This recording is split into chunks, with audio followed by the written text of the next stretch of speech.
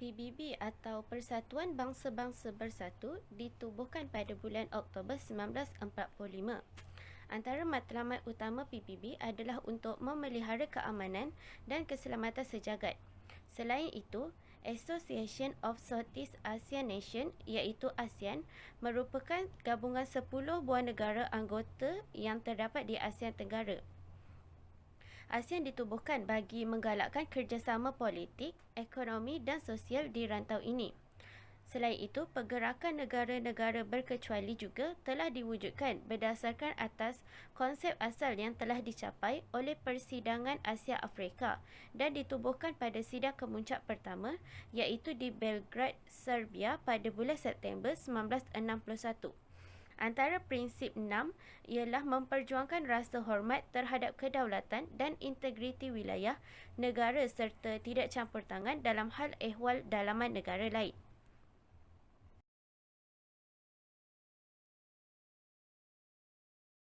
Malaysia bersama Persatuan Bangsa-Bangsa Bersatu. Tanggungjawab sosial merupakan kemampuan refleksi institusi terhadap pandangan hidup tentang keadilan demi kesejahteraan hidup manusia. Penyertaan Malaysia di arena PBB ini adalah untuk mendapat pengiktirafan dunia. Penglibatan pertama Malaysia bermula apabila diseru oleh Setiausaha PBB bagi membantu negara-negara yang berada dalam konflik dan peperangan tanpa henti. Pertama Malaysia bermula apabila Malaysia telah diseru oleh Setiausaha PBB iaitu Dag Hammarskjöld bagi menyertai operasi PBB di Kongo. Seruan tersebut telah disambut baik oleh Tunku Abdul Rahman selaku Perdana Menteri Malaysia ketika itu, walaupun negara baru sahaja mencapai kemerdekaan. Angkatan Tentera Malaysia telah menghantar seramai 613 pasukan tentera bagi menyertai operasi tersebut. Misi kedua Malaysia merupakan operasi PBB di Namibia.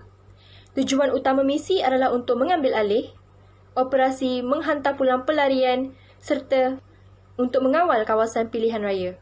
Malaysia merupakan operasi pengaman PBB di Kemboja. Konflik Kemboja berkaitan pemulihan semula keamanan selepas musnah akibat daripada peperangan di antara empat puak.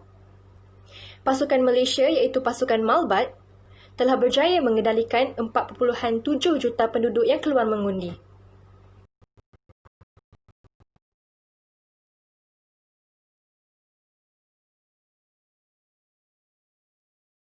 Tunku Abdul Rahman yang merupakan Perdana Menteri pertama telah diberi penghormatan untuk menjadi setiausaha OIC yang pertama. Beliau pada ketika itu berada di penghujung tahun sebagai Perdana Menteri Malaysia. Beliau juga telah berkhidmat secara rasmi sebagai Setiausaha Agung OIC bermula tahun 1970 hingga tahun 1974. Dalam ucapan Tunku Abdul Rahman di First Muslim Summit di Rabat, beliau membuktikan penglibatan Malaysia dalam tanggungjawab sosial dengan jelas menyatakan pendirian beliau terhadap kemelut pembakaran Masjid Al-Aqsa di Baitul Maqdis. Tunku Abdul Rahman juga menyeru kepada pembentukan kerjasama strategik antara negara-negara Islam sebagai salah satu langkah utama dalam pembentukan perpaduan demi kepentingan ummah. Krisis kemanusiaan di Bosnia ini telah mendapat perhatian dunia termasuk Malaysia. Pada April 1993, Malaysia mendesak negara-negara OIC yang bermesyuarat di Karachi agar menuntut kata sepakat supaya Pertubuhan Bangsa-Bangsa Bersatu membatalkan sekatan senjata ke atas orang Islam Bosnia. Sekiranya PBB enggan, campur tangan secara ketenteraan harus dilakukan segera demi menyelamatkan nasib rakyat Bosnia. Malaysia berharap melalui tekanan yang diberikan oleh OIC ke atas PBB membolehkan satu tindakan tegas dan lebih berkesan dapat dilaksanakan untuk memberhentikan peperangan. Selain itu, pengaruh diplomatik yang dimiliki oleh Malaysia telah dimanfaatkan dengan menganjurkan mesyuarat bagi mengumpulkan pemimpin-pemimpin daripada 13 buah negara OIC di Putra World Trade Center Kuala Lumpur pada tahun 1995.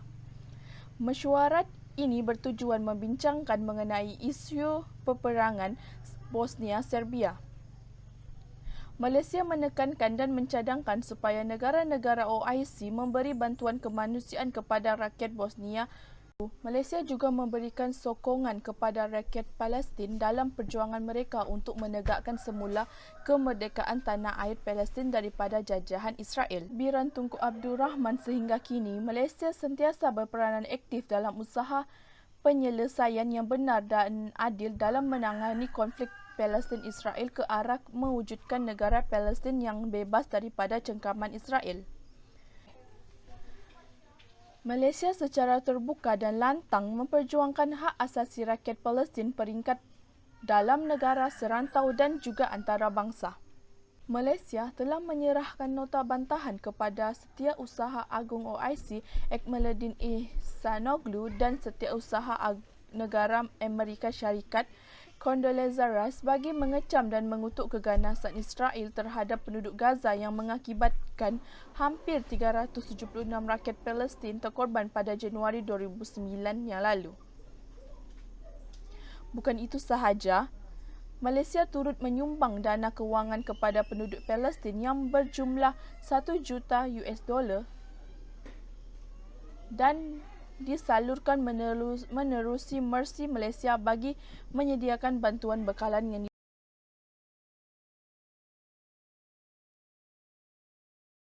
Isu Selatan Filipina merupakan konflik bersenjata yang dilakukan oleh gerakan bangsa Moro bagi menentang pemerintahan Filipina.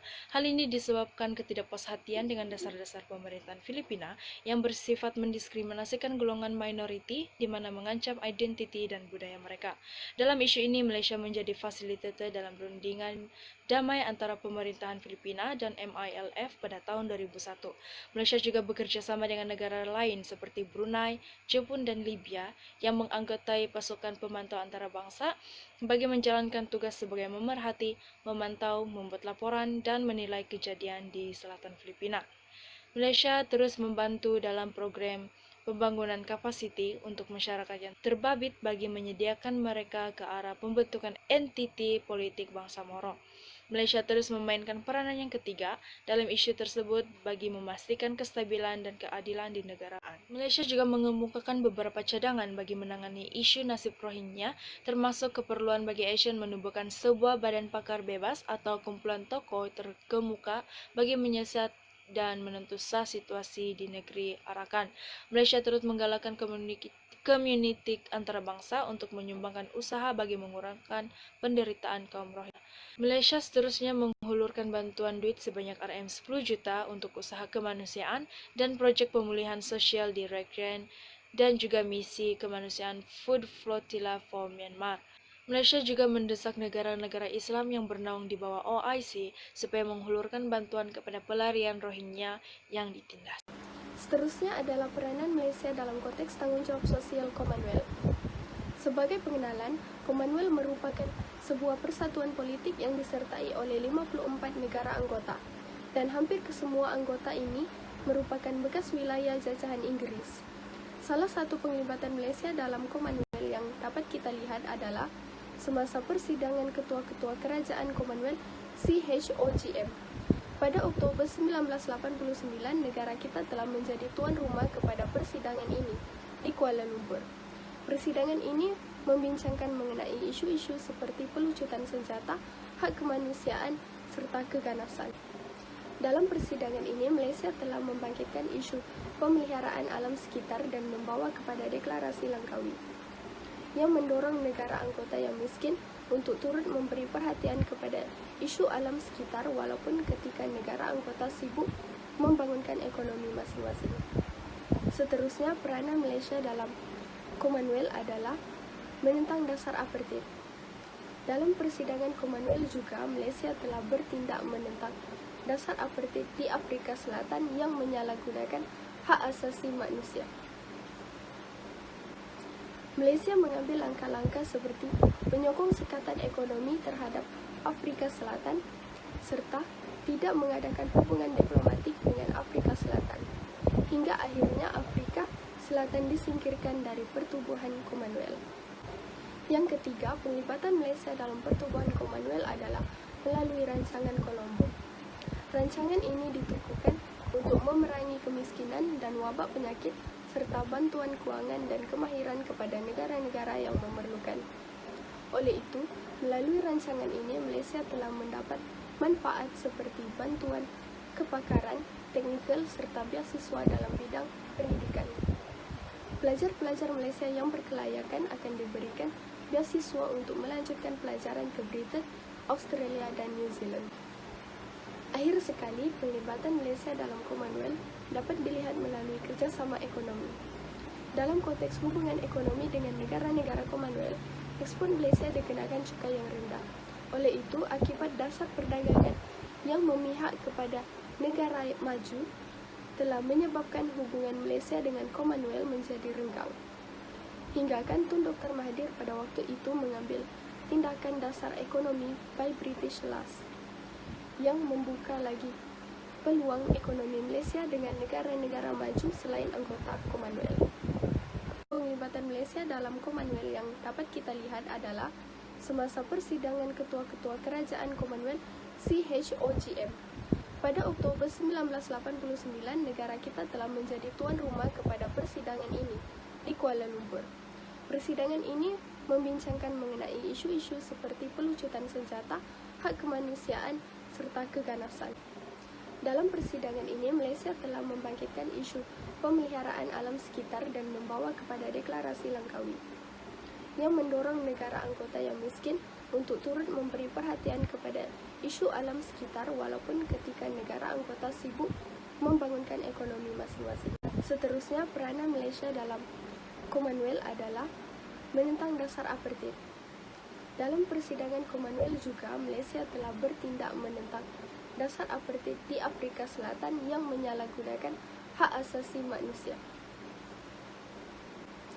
Malaysia mengambil langkah-langkah seperti menyokong sekatan ekonomi terhadap Afrika Selatan serta tidak mengadakan hubungan diplomatik dengan Afrika Selatan. Hingga akhirnya Afrika Selatan disingkirkan dari pertubuhan Commonwealth. Yang ketiga, penglibatan Malaysia dalam pertubuhan Commonwealth adalah melalui rancangan Colombo. Rancangan ini ditujukan untuk memerangi kemiskinan dan wabak penyakit serta bantuan kewangan dan kemahiran kepada negara-negara yang memerlukan. Oleh itu, melalui rancangan ini Malaysia telah mendapat manfaat seperti bantuan, kepakaran, teknikal serta beasiswa dalam bidang pendidikan. Pelajar-pelajar Malaysia yang berkelayakan akan diberikan beasiswa untuk melanjutkan pelajaran ke Britain, Australia dan New Zealand. Akhir sekali, pelibatan Malaysia dalam Commonwealth dapat dilihat melalui kerjasama ekonomi. Dalam konteks hubungan ekonomi dengan negara-negara Commonwealth, ekspor Malaysia dikenakan cukai yang rendah. Oleh itu, akibat dasar perdagangan yang memihak kepada negara maju telah menyebabkan hubungan Malaysia dengan Commonwealth menjadi renggang. Hinggakan Tun Dr. Mahathir pada waktu itu mengambil tindakan dasar ekonomi by British Laws yang membuka lagi peluang ekonomi Malaysia dengan negara-negara maju selain anggota Commonwealth. Kesimpulannya, Malaysia telah memainkan peranan penting di peringkat antarabangsa. Malaysia juga merupakan sebuah negara demokrasi yang berdaulat serta telah mendapat pengiktirafan di peringkat global. Sekian, terima kasih.